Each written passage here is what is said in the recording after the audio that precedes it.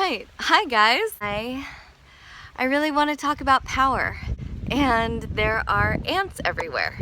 So we are perfectly on theme for the day. Oh my god, I think these ants can fly. Flying ant power.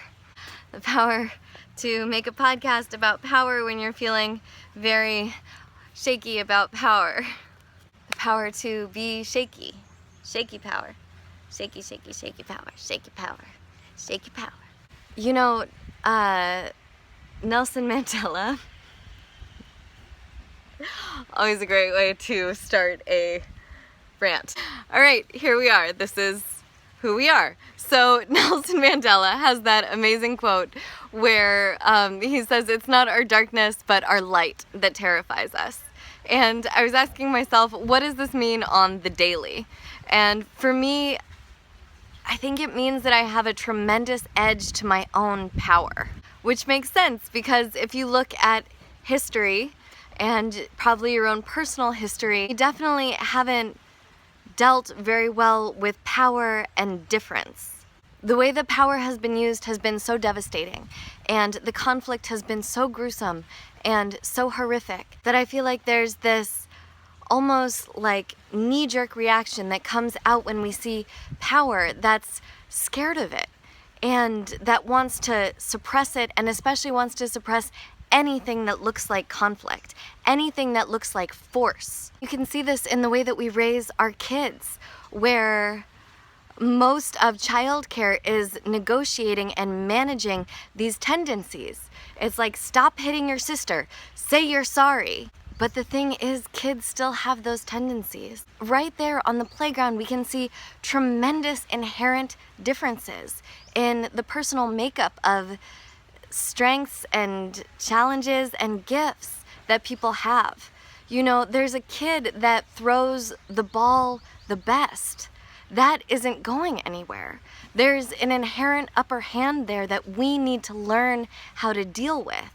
Because of how hurt we've all been by power, there's actually been this tremendous limiting of our very conception of power itself, where now we think of power primarily as power over. And so recently there's been this move to recognize other kinds of power. You know, you can see on TED Talk there was this whole string of recognizing vulnerability as a tremendous strength. And I want to take it one step further to open it up to the vast, deep diversity of different kinds of power and strength that exist within the vast diversity of us human beings. Because whatever our power is, if we exist in this fear of it, afraid of the light of our power, and we don't learn constructive channels about how to bring it forward into the world, then it comes out sideways. It comes out as bullying, as criticism towards other people, and certainly as an internal critic that beats us to a bloody pulp. I find myself at this interesting place in my life where I'm so scared of my own power, and I'm so scared to be a leader. I'm so scared that I'm gonna end up bullying people, or that other people are gonna bully or attack me if I come forward. And I have a lot of personal stories for why I think that might happen. We all have our stories, because normally when someone takes leadership, this is what happens. They are attacked, they are bullied for it, and they do end up bullying other people. I think that might also be because of how much we've limited our notion of leadership. Maybe in trying to actualize my own power, I was pushed myself into forms of leadership that actually weren't true to me. And because I wasn't even straight with the way I wanted to come forward with my power, shit didn't land right in the world. And that's part of what created this feeling that my power wasn't wanted, when really it was that I didn't want the role of power presented as available to me. The world needs this power. And this is how I think the leader, the bully, and the critic are intimately linked. Because the bully is a leader whose outlets are limited, who hasn't had an opportunity to channel that personal power into a form of leadership that's constructive and in alignment to them. And instead they come from a context where weakness is attacked from society or from their family, and so they use their personal power to attack weakness. Bullying can come out as criticism, because criticism is actually a tremendous amount of insight and awareness that's not being given a chance to be expressed. You know, when I was in high school, I used to have all of this criticism about my teachers. And it's probably because inside of me, I have a great teacher. And because of the limitations of the structure of the classroom of high school, where they were the teacher and I was the student, and where I felt super disempowered to be able to do or say anything, I wasn't able to bring it in. And so it just came out as criticism. It would have been different if we'd been able to have a little bit more of the other. If I had been given an opportunity to actually try a hand at probably how terrifying it would be, and still is, to be a teacher, and them to feel flexible enough to grow and learn like a student. If there had been an environment that supported that, it could have been very different. But the thing that we do when we have less power relative to someone else's position is usually be very, very indirect.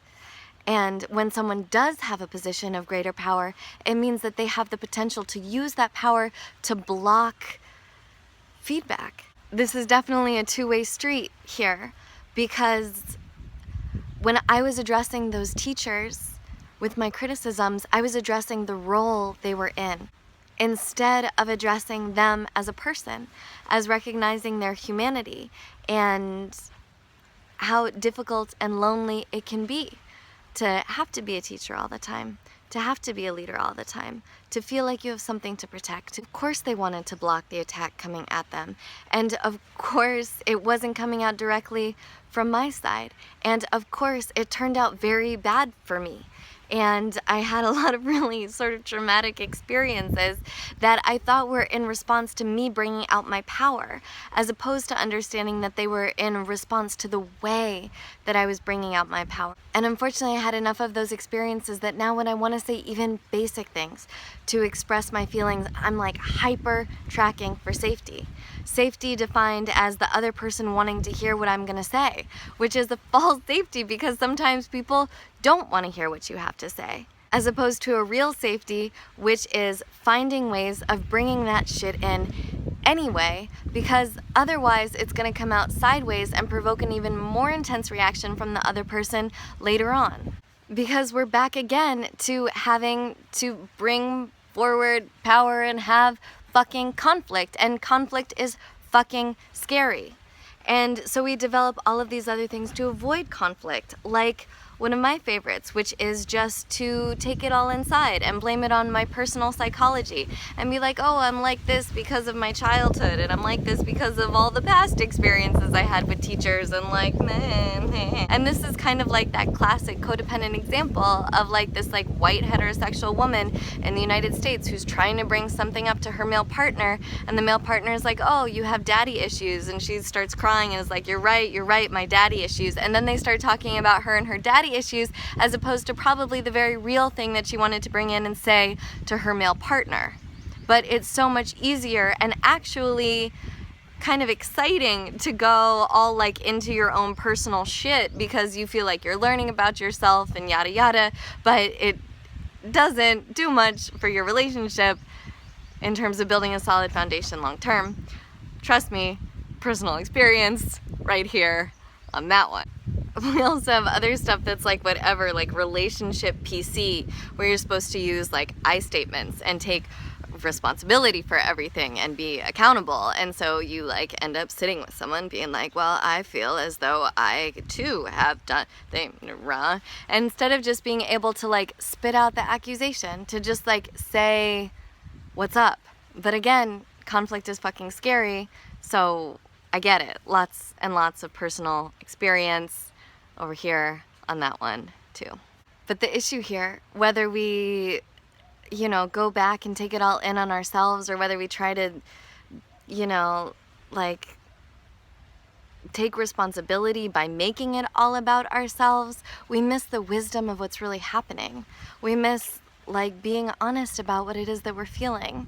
And it actually re-ingrains the very power imbalances that make it so hard to speak up in the first place.